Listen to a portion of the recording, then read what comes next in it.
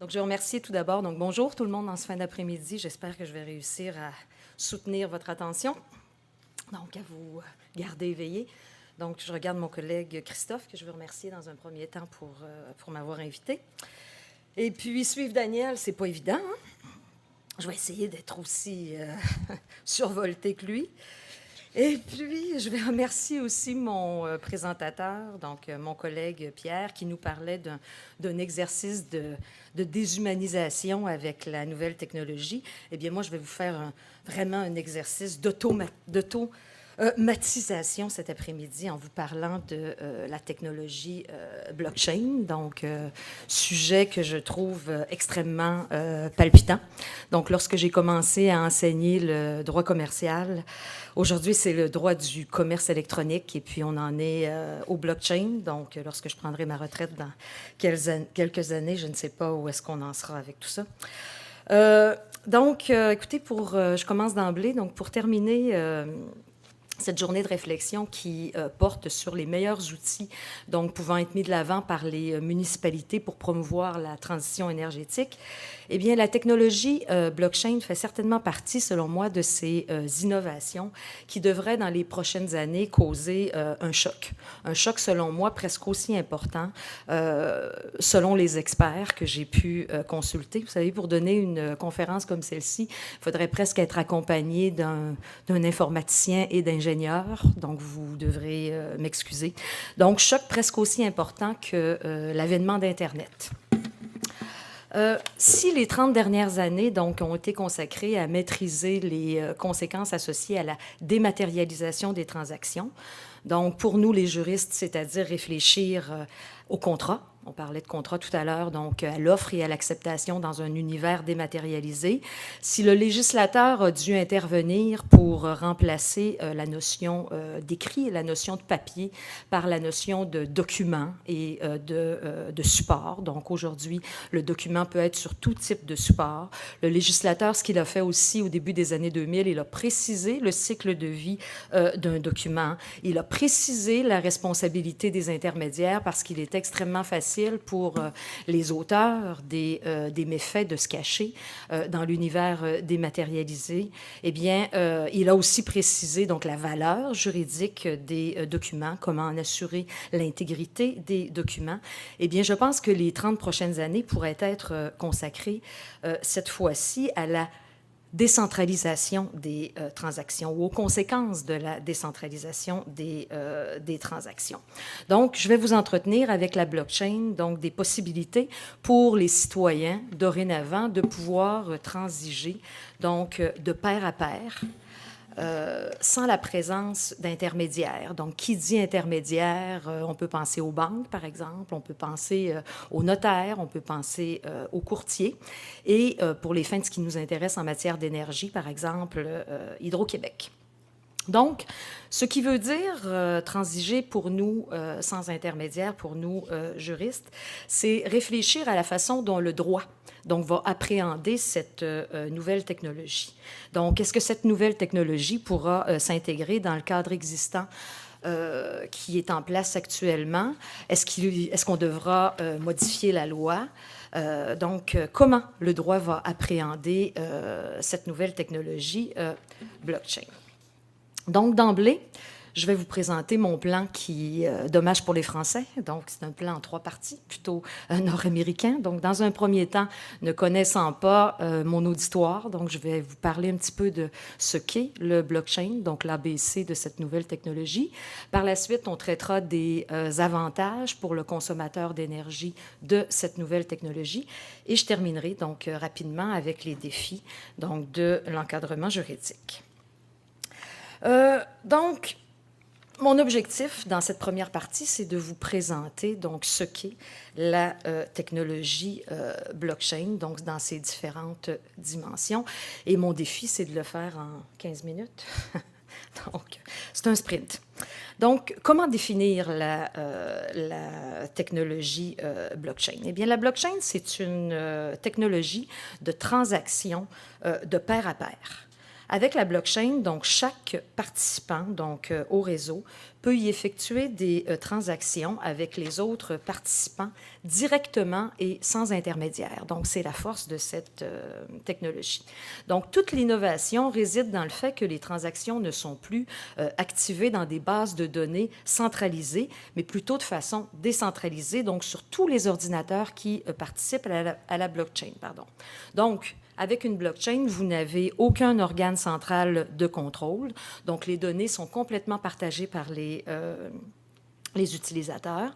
La blockchain contient tout l'historique des transactions et surtout, ce qui est extrêmement intéressant, donc la blockchain est sécurisée par un procédé cryptographique. Donc ça, c'est l'une des grandes innovations et c'est le pied de nez, évidemment, que l'on fait à Internet avec cette nouvelle technologie.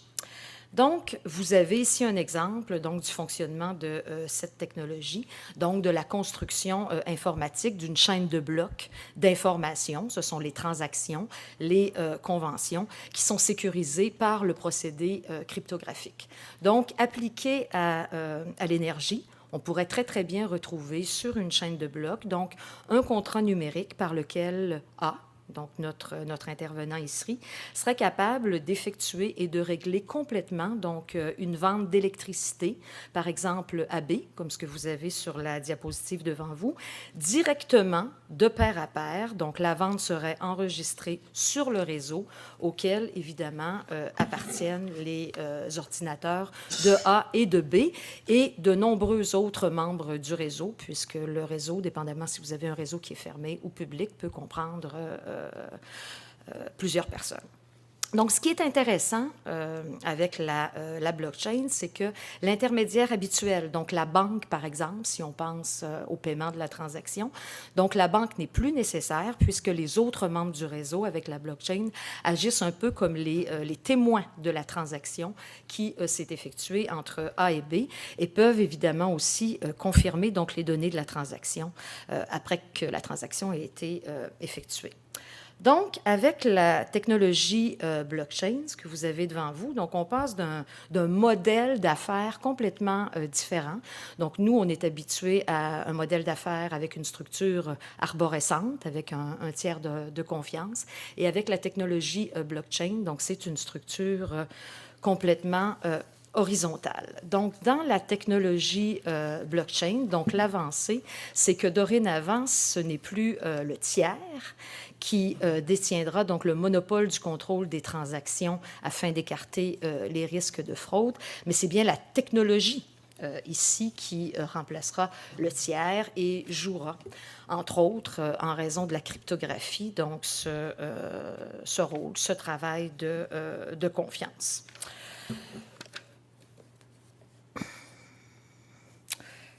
Donc, c'est la raison pour laquelle, en introduction, je vous mentionnais qu'actuellement, on parle vraiment d'une révolution, de la même façon que pouvait l'être Internet il y a 30 ans.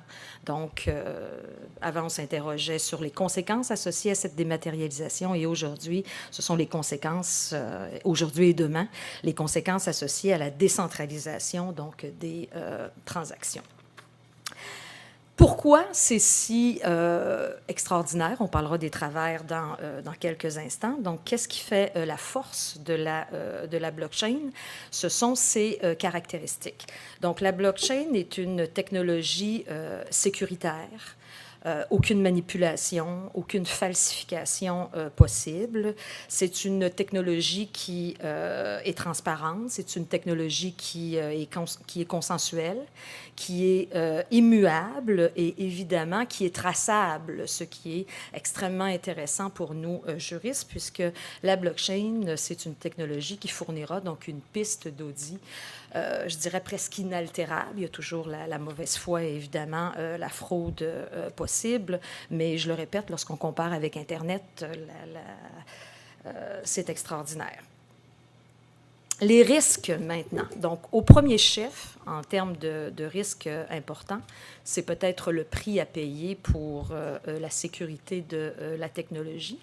Si vous perdez, on parle évidemment de procédés cryptographiques, donc si vous perdez la clé qui vous permet d'accéder aux données cryptées, eh bien, là, c'est foutu. Donc, c'est irréversible. Donc, ça, c'est un risque qui est extrêmement important.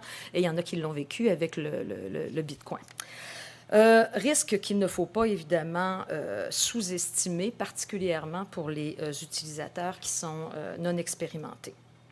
Avec le Bitcoin, je le répète, c'est la perte pure et simple du capital qui aura été enregistré. De plus, il ne faut pas non plus oublier qu'il est impossible d'effacer les transactions, d'annuler les transactions.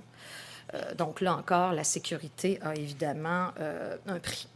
Donc, pour ce qui est des autres risques, on a entendu parler des conséquences, des difficultés, évidemment, pour nos gouvernements de taxer l'Internet, de taxer les transactions en ligne. Bien, avec cette technologie, les mêmes problèmes, évidemment, vont se poser. Grande consommation d'électricité pour miner les blocs et valider les transactions. Et évidemment, il y aura la question de la responsabilité. Donc, on me dit qu'il me reste 5 minutes et j'ai évidemment beaucoup de choses à vous raconter, donc je vais avancer. Vous pourrez peut-être en prendre connaissance. Peut-être passer 30 secondes sur les applications possibles de la blockchain en matière de transfert d'actifs monétaires, les titres, les actions, les obligations, les smart contracts, les contrats intelligents. On parlait tout à l'heure de contrats intelligents ou de villes intelligentes en opposition à villes bêtes. On a exactement le même problème ici, donc des contrats intelligents et des contrats qui ne le seraient pas. Et la fonction de registre concernant la traçabilité des produits et des actifs qui est extrêmement intéressante, là encore, avec cette nouvelle technologie. Donc, je passe l'évolution de la blockchain et j'arrive à l'objet le cœur de la présentation d'aujourd'hui, donc les avantages pour le consommateur d'énergie. Donc, s'inspirer de l'expérience du domaine financier et voir évidemment ce qu'on peut faire en matière énergétique et en matière municipale. Je vais vous parler, tout d'abord, en matière d'énergie, évidemment, nous en sommes au stade des concepts et des prototypes. Cependant, les études que j'ai consultées nous permettent de constater que c'est extrêmement prometteur aussi, comme dans le secteur financier. Vous parlez 30 secondes d'un projet pilote extrêmement intéressant qui se passe chez nos voisins du Sud, à Brooklyn. Donc, c'est un programme qui permet aux utilisateurs d'énergie renouvelable qui utilisent des panneaux solaires de vendre directement de l'électricité à leurs voisins. Donc, les voisins deviennent leur propre petit réseau électrique au milieu de la ville. Donc, ce qui est extraordinaire, c'est que c'est dans le cas de la ville la plus peuplée des États-Unis.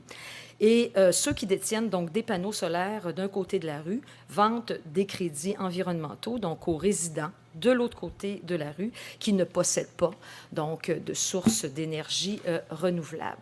L'État de New York donc autorise les consommateurs d'électricité à utiliser leurs propres panneaux solaires pour fournir leur électricité, mais toute puissance énergétique produite que le client n'utilise pas peut être redirigée évidemment vers le réseau. Et c'est la technologie blockchain qui rend cela possible, ce mini-réseau en soi. Donc, que permet la technologie blockchain?